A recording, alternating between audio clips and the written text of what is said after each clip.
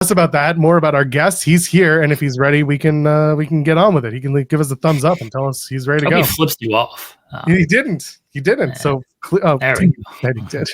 Well, anyway, he's gonna try and eliminate 39 other men, or at least however many men he can, in the Battle Riot. MLW's Battle Riot's coming up on Saturday, April 5th in LA at the Commerce Casino and Hotel. We welcome to the show the one and only Donovan Dijak. Dijak's here. How you doing? I'm doing excellent. How are you? Well, doing well. Appreciate you joining us. Look, I got to get it out of the way right off the bat. We have heat, Dijak. You probably don't know about this, but No, I know all about this. Oh, So please. after you left WWE, you did a lengthy interview with one Sean Ross Sapp. Maybe you remember that. Okay. I do. You told a lot of great stories. It was a very fun interview. Yeah. At one point, you apologized for speaking too much, and you said, "Oh, I'm sorry for this long story." And Sean says, "Oh, don't worry about it. We'll make our transcriptionist do all the work. You can talk as much as you want to." Is that you? I am the transcriptionist. Oh, no, I'm sorry. I had to transcribe that entire interview that Yeah. you did. So we have a little bit of heat because of that. I'm just going to let you know now in case things are a little tense between us during this interview here. You know what I realized is I use a ton of filler words because I watch, I don't know if you have to transcribe all of those or not. I don't always do all the filler words and stuff, but you gave a lot of good information. It was your first big interview coming out of there too. So I try not to use or like, because those are three of the common ones. But I do use right a lot. I say right question mark. And man, when I'm watching an Instagram, I just said like, of course. When I'm watching an Instagram video or whatever, and it's got the little subtitles, just the filler words are just so obvious. They just blast out because you don't hear them when you're talking, but you read them, and it's, oh my gosh, just every other sentence. So yeah, I'll do my best not to ruin your life with this one. Do you have to transcribe this one later? Yes, I'll have to transcribe this one later. I'll try to keep it brief. I'm gonna put you on a stopwatch count here. We're gonna do a minute. At a minute, I'm just gonna mute you, and that's it. A yapper. Sorry, I'm a yapper. When it comes to I'm a yapper. I'm just kidding. No. Please, I want you to give the most verbose answers you can. If you've got a $10 word to pull out, go ahead and use it. I want you to make Jeremy's life hell. And on top of that, if you want to and ah your way through something, I won't stop you. But you know what? We talk about it on this show. The umming and the ahing and other presenters who do it. Yes. Repeat yourself. Just repeat whatever you said last. Repeat it again. That's how people tend to get around the ums and ahs. We're learning something today. We are learning. Yeah, it's a work in progress. Yeah, but I'm very much looking forward to Battle Riot. Should be an amazing event, and I'm very glad that the championship is on the line now. Shout out to Eazy-E, Eric Bischoff, making my life so much better and so much easier. And I'm very excited to become the new MLW World Heavyweight Champion. What's the partnership been like with MLW overall, but MSL as well? He's he's gotten himself into some shady things over the years with the WTF and the I don't know. Tom Lawler didn't outright accuse you of ending the WTF, but he said it in so many words that you were kind of the reason. Excuse me. Yeah, no, if he wants to, because I did. Okay. End the WTF. That was my destruction. I put a stop to that. I put an end to that. Too bad for Tom Lawler. If he liked his spot in there, then that's too bad. He decided that he likes his little acquaintanceship with Matt Riddle more than he likes money. So that's another one I do a ton. I do a ton of so look out for the But yeah, no, now the partnership between me and Saint Laurent is extremely strong, stronger than he ever had with the WTF. It is a massive collaboration, and it's paying off very, very handsomely, both financially and soon to be in championship gold. Sorry, Jeremy, go ahead. I was about to cough. Oh, I didn't realize. Yeah. Enjoy typing that out. Yeah. Luckily, he doesn't have to transcribe everything. Have you had any like Joel coughing? Have you had any interactions with Eric Bischoff since? I know he showed up to a couple of the tapings, but have you had any interactions with Eric Bischoff since joining MLW? Nothing on screen that I'm familiar with, but yeah, we had a little conversation backstage. That was nice.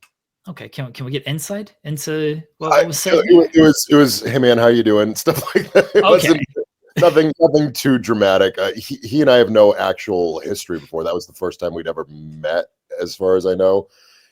Besides the time where we were yelling at each other on Twitter in 2020 when I was C-Bar, but it's water under the bridge. Who cares? It was we were all going through COVID, and it was a mess. And his job is to talk about pro wrestling, and my job was to defend what was happening at that point. So it was a tall task for both of us. But yeah, no, there's no issue there or anything like that. It was nice to meet him in person, and to just say hi and tell him I'm a big fan of his work.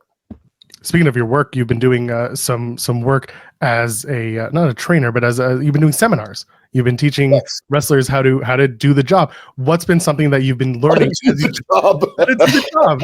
Not just do the job, but how to do it. Yes, you want to lay on your back and stare at the light. You're really good at that. Sometimes the lights are in the corners. I don't know. You want to find the light. Tell me, what's the experience been like, kind of learning how to be a seminar leader and teaching a crop of talent, about what you're doing and what works and maybe what doesn't? Yeah. So the good part about that, for me anyway, is situationally, I had a lot of sort of prep work for that in my second run in NXT. Right. I wasn't a coach per se, but I was inserted in sort of a mentorship type role and situation. It was kind of funny timing wise, because I got to WWE in 2017, and I was 29, about to turn 30. Or I did turn 30 just before I got there. So I was actually like on the younger side of the roster when I started in NXT, and I was established on the independent scene and in Ring of Honor, but not a big star like an Adam Cole or the rest of Undisputed Era or any of those guys, right? So I kind of started and was put into sort of a learning position, and then that grew over time, and I started to get added to takeovers, and I built a little bit of a reputation and such.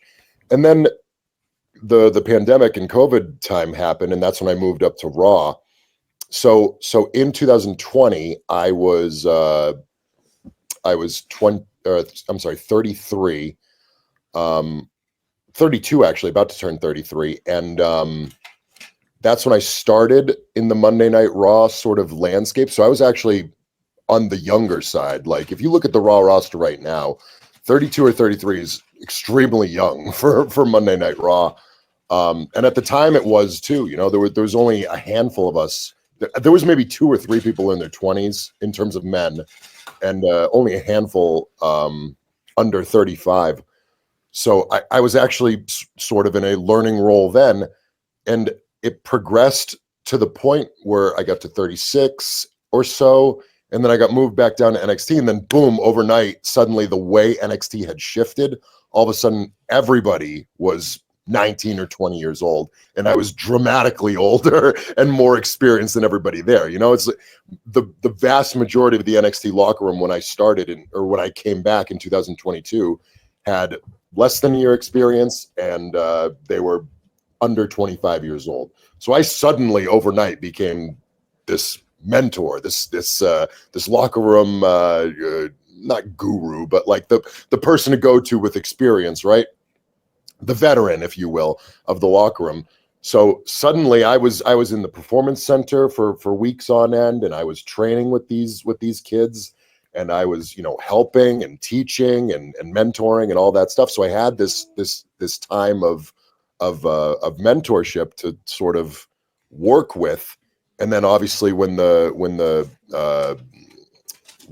time with WWE ended, I almost immediately was contacted by Chase and Scott, the owners of the New England Pro Wrestling Academy, which is where I trained when I was coming up. And they immediately said, like, what do we got to do to bring you on board as a trainer? And I was there the next, I think, like 3 days later, training at the New England Pro Wrestling Academy on Wednesday nights, and I've been there every Wednesday since. So yeah, I've been training in ring now for over 6 months, coming up on 8 months actually. And then with the Dijak Wrestling Academy, which you mentioned, which is dijakwrestling.com for anybody who's interested. It's a concept that I had, and I know it's a difficult concept to understand, right? Because a lot of people see that, and their head immediately goes to, you can't learn to be a pro wrestler online, which is half accurate, because you can't. I'm not selling anybody a bill of goods. I'm not promising you that I'm going to take people who have no experience and make them ready to wrestle a match because of an online class. That's not realistic, right? That's obscene. But the idea is that I'm going to teach you about the business of professional wrestling. I'm going to give you supplementary knowledge, right? Or preparatory knowledge, so that if and when you decide to take an in-person class like the one I teach at the New England Pro Wrestling Academy, or at any other place, right? Because this is an online class, you can take it anywhere in the world. Then you will have this supplementary knowledge, or this introductory knowledge, to prepare you mentally for all of the difficult parts of professional wrestling that take a seasoned eye, or take an alternative viewpoint, to be able to learn more efficiently and more effectively, so you can become a better professional wrestler when the time comes, right? That's the idea behind the Dijak Wrestling Academy. And so far, the classes are full. Everyone's enjoying it. I'm enjoying it, right? I'm not the kind of person who likes to waste people's time or tell war stories or anything like that. I get right down to the nitty gritty. We spend time interacting with the classes. There's tons of feedback, tons of interaction. Everybody's thrilled with it. It's really one of the best parts of my week, and I very much enjoy it. So thank you for asking about it. I appreciate it.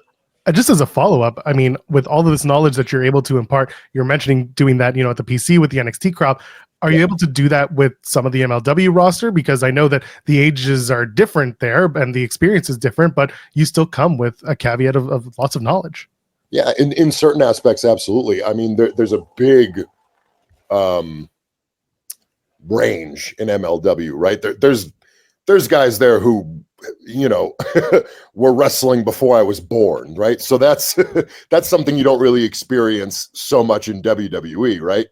In WWE, especially NXT, everybody trended younger, but even on Monday Night Raw, there's not a ton of people with that much experience. In MLW, there's a massive range of experience, right? So there's different people who fill different roles. There's guys who've been there much longer than I have. So yeah, if someone is interested and they're of the the bracket that can use feedback and knowledge of that, then yeah, of course there's a lot of collaboration in that aspect. But it's not the kind of thing where I'm gonna storm into a place and after 6 months I'm gonna try to grab the locker room leader role, right? That's not my role to have right now. But yeah, everyone in MLW is very collaborative. No one is worried about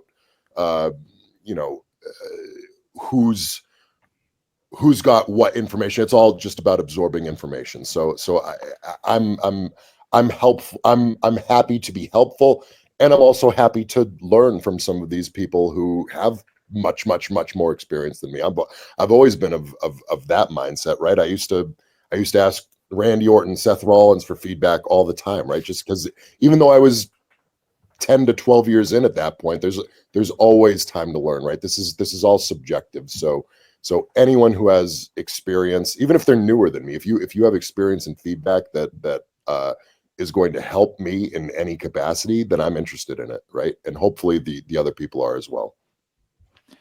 Did you get any feedback from Knuckles? This is a thing that came back to life this past weekend from one account about no context crossovers, and then you posted the video of your I guess punching contest with Knuckles. Yeah, I can't stand how much because when we were doing that, right? This was Stand and Deliver last year. When we were doing that collaboration. So the way it was presented to me was about a week before the match, right? So we knew we had this huge match. This is literally the biggest match in my career. I knew it was going to be in front of a huge crowd. It's this big platform. And then it was presented to me, oh, by the way, there's an integration thing in your match, and it's with Knuckles, Knuckles, the TV show. And the second I heard that, we were all like, like, because it's like, is this big, serious, like big man? Like we're literally, our goal was to have the best big man match, certainly triple threat, but best big man match in pro wrestling history, right? And now it's like, oh, by the way, here's a silly thing that we're going to have to do. And like Knuckles they said something about Knuckles is going to be like involved in the match somehow. And we're all like, oh, like, how do we, what are we going to do to, am I going to bump Knuckles around? And all of a sudden it's a silly sort of thing. So the idea was, when they presented that to me, that was the sort of roadblock in my head. But moving forward from that is when we sorry, I'm trying to Rolodex exactly the timeline of what happened. So we got to the arena, and that's when I found out that it was going to be sort of more before and after, and that the words were going to be part of the match, right? So I got to do the integration with Knuckles beforehand, and I was like, this is awesome. This is going to be humorous, but also memorable at the same time. And I thought for sure that would be the memorable part of all of this. And ultimately what ended up happening is the memorable part of all of it was Knuckles standing behind Booker T staring at him, because everybody thought that was the funniest visual in the world. So yeah, long story short, I wish that my interaction with Knuckles was what became super popular, but it ended up being Booker T, unfortunately. Well, fortunately for him, but unfortunately for me. As kind of a follow-up on that, less about the Knuckles, but more about that match. And it won NXT Match of the Year. Like, it won the NXT award for Match of the Year. How do you feel about winning that award based on your work in that match, but then, of course, kind of what transpired after that match and departing WWE? Mm-hmm. Yeah, obviously, kind of bittersweet in a sense. I'm super thankful that it was allowed to be part of that conversation, right? Because they didn't have to do that, right? By they, I assume I'm not part of the process anymore, but I assume that Shawn Michaels had to green light that in some capacity. By that, I mean the inclusion of that match in the end of the year awards discussion, because they very easily, and kind of what I expected to happen was for them to just not include it and just pretend it didn't happen. But they didn't, they included it, and it ended up getting the most votes and winning the award. And I'm super thankful that was allowed to happen. I'm thankful for all the fans that voted for it. Honestly, it means quite a bit to me, right? Because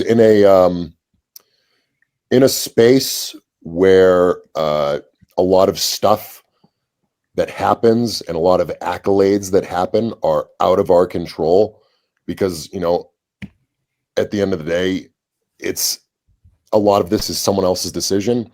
A match that I do, and again, I'm given the platform and stuff, but what happens in the match, a lot of it is my responsibility, right? Or the responsibility of the wrestlers, of the talent.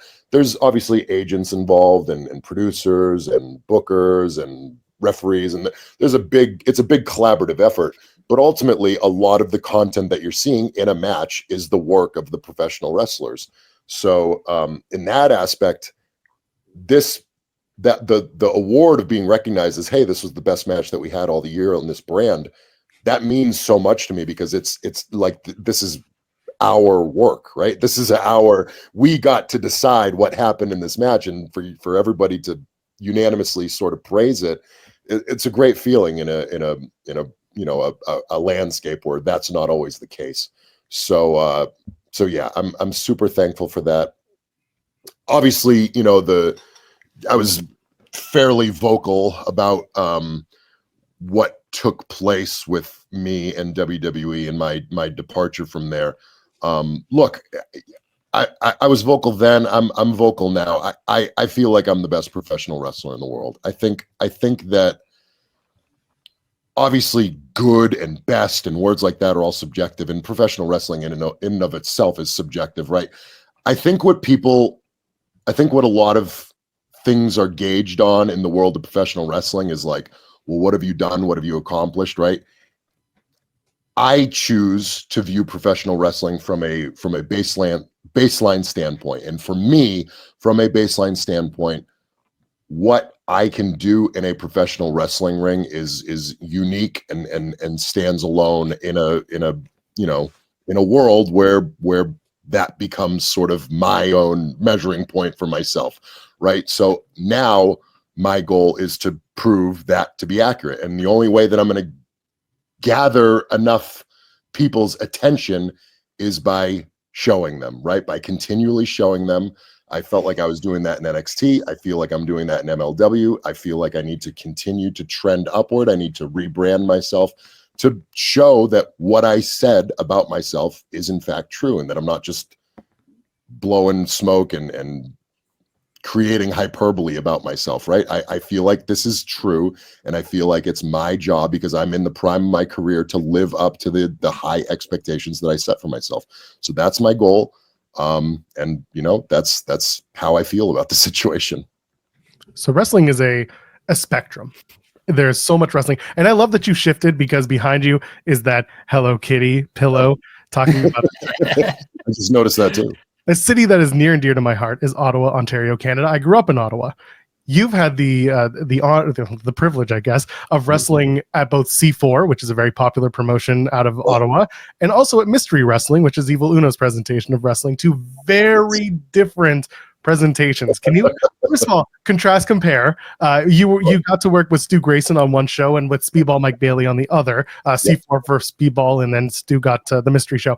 But talk to me about the differences, because again, the presentations are worlds apart, and I'm just curious about your experience working those two different styles of shows. So interestingly enough, going into Mystery Wrestling, I was talking a lot with Uno about the show, because I'd seen a lot, and I'm good friends with MXM, and they were on the show, so or they were on a show before that, and they did a whole spot with an invisible dog, and the dog got punted and stuff. So I'm a huge fan of that variety. I was at that show. You were at that show, so I'm a huge fan of that style of wrestling. It's not so much the style that's typically asked of me, but I was happy to do it if so. But we just never really had that particular conversation. And then when we got there and had the pre-show meeting, and I remember this very clearly, because I wasn't sure what the expectation was. I didn't even know who I was wrestling until I got there. But I'm paraphrasing, it's not an exact quote, but it was something to the effect of like, I know that this show is very popular for its, comedy spots. He said, if we expect you to be a comedy wrestler, you should already know. Like, if there's any question in your mind, then you're not a comedy wrestler. I said, oh, okay, good. I don't need to. I'm just gonna have a regular match then. Like my job on that show was to have the normal match, and normal in a sense that it was going to be great, and that I'm the expectation of me in terms of in-ring professional wrestling is a very high expectation. I've never phoned a match in my life. There's no crowd small enough or disinterested enough that could make me possibly not do what I felt was the best possible presentation for any pro wrestling crowd. That's just how I work from a mental standpoint. I just wasn't sure what the expectation was in terms of style until I got there, and he was like, no, we want you and Stu to have a killer match. And that's exactly what we did. So in terms of what happened, it was actually fairly similar from my standpoint. The show itself obviously is dramatically different from one to the other. But yeah, 99% of the time when you get Donovan Dijak in the ring, you're getting one of the best professional wrestling matches you've ever seen, certainly in person. And that's what you got on those two nights. There are the occasional shows that do bring me in to do like this didn't happen a lot ever in WWE, but in my 8 months on the independent scene right now, I think I've done 2 or 3. One where I pretended I was Johnny Cage, and then 2 where I've played a Russian character from 1980 something called The nickname is Sarbamba. The character is Volca. I can't remember the exact name, but that's where I'm doing, some silly stuff, which is a blast for me. But yeah, Mystery Wrestling. No, I was just on Dijak. But both of those shows are outstanding. I was very close to going back to C4. We had a deal in place, and I had to shift around a bunch of stuff because of some huge news coming up that I can't share yet, but you will hear about it very shortly. It involves MLW. Very exciting stuff. I had to shift around a whole family vacation around it. So unfortunately I can't make it back to C4, but yeah, I can't wait. I'm good friends with both those guys. I'm in touch with both of them, and I'm doing my best to be all over the place, all over the world. So I'm super excited to go back to the Ottawa area as often as I possibly can. Volk Milica. Yeah, that's it. Yeah. I just found it. Had to figure it out. You know what? I'm going to say this right now. And if anything's going to make headlines from this interview, it's going to be this. Did you guys see that clip or picture, or maybe it was a video of Ilya Dragunov in his early days of I think it was WXW, but his early days of professional wrestling, where he did a stereotypical American character, and he was like Billy Bob from Tennessee or something. If you haven't seen this, go look it up. There's at least a picture, but that match between Ilya Dragunov's American character and my Russian character has to happen at some point. I don't know where it's going to happen, but I love wrestling Ilya so much, and for us to switch roles and to have these pre-made characters would be so awesome. I think that would be the greatest match in pro wrestling history. So I'm pitching that right now to whoever. We'll put it out there. It'll be an article. I'll get the article up, yeah, so it'll be on the website. Please do. Before we let you go, and before you go and toss a bunch of guys out of the ring over at the Battle Riot on April the 5th in LA, we play a game on the channel. It's called Partner Promo Punch in the Face. Wow. Typically we give you 3 wrestlers that you've worked with, but because you like to take it to some of our media friends, we're going to do this with some media personalities you've interacted with over the last little while. Partner Promo Punch in the Face, you're picking one person that you would have a promo off, go one-on-one in the ring on the microphone, one that you would punch in the face, in other words, a one-on-one contest, and someone that you would partner with in a tag team match. Are you ready? Yes. All right. Obviously, we got to pick our own Sean Ross Sapp. Santi Zapp, who I know you have a very fun relationship with. And you know what? I'm going to toss a curveball. I'll pick another one of our own, our very own Kate Elizabeth. I know you and her have had some conversations. Yeah. Right now, the only question in my mind is, who do I want to punch in the face more, Sean or Santi Zapp? I thought it was going to go the opposite direction. I'm like, oh no, I'm going to have to punch someone in the face but then you gave me great options to punch in the face. I'm going to have to go with Santi to punch in the face. Nobody deserves it more. I'll do the promo battle with Sean, because at least I can bury him then, right? At least I can bury him on the microphone, right? And maybe I'll just shoot a punch on his face, it's just to make sure everybody's getting appropriately punched in the face. And yeah, then I'll tag with Kate. That'll be fun.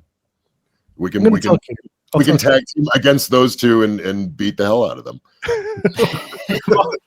Anything else? 3 opportunities to punch him in the face. See what I did there? That's a real worker. As a real worker. I respect it.